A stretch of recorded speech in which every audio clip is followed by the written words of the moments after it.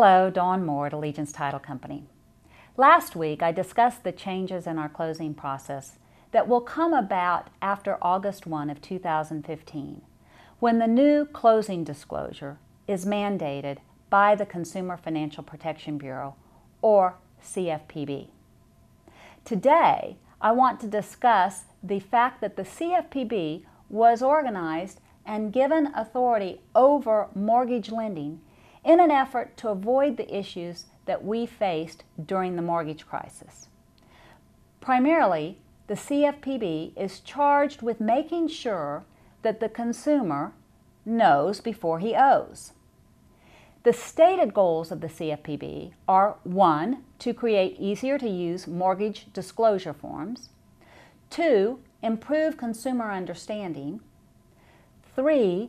Aid in comparison shopping, and 4. Prevent surprises at the closing table. These are admirable goals, but it is important to note that in protecting the consumer from certain lending practices, these new rules can get in the way of the buyer-seller contractual obligations. In a purchase transaction, the buyer has contractual obligations to the seller.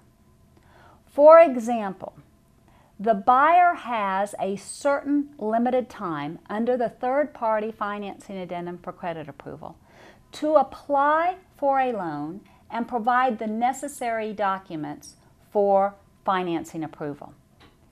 If the buyer fails to apply and provide the necessary documents within the time specified, then the buyer cannot use the contingency under the financing approval to state that he was unable to get the loan and get out of the contract.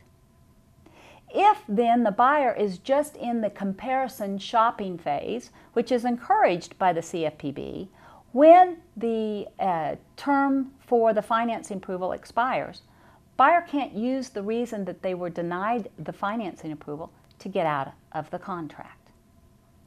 The other provision that causes concern is we have a date certain on the closing date. We discussed in the last video that there is now a new closing disclosure which replaces the HUD-1 settlement statement that must be delivered to the buyer 3 business days prior to closing, and in some instances when it's required to mail out or email to the buyer rather than the buyer appear in person to sign that at the lender's office, that it may be as much as 6 business days. If that closing disclosure is sent such that it causes a delay in closing, then the buyer is in default.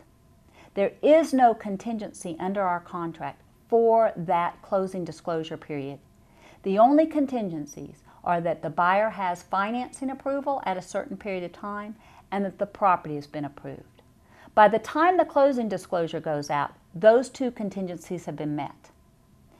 It is our duty when this rule comes into play in August to make sure that our buyers understand their contractual obligations with the seller and meet these time deadlines.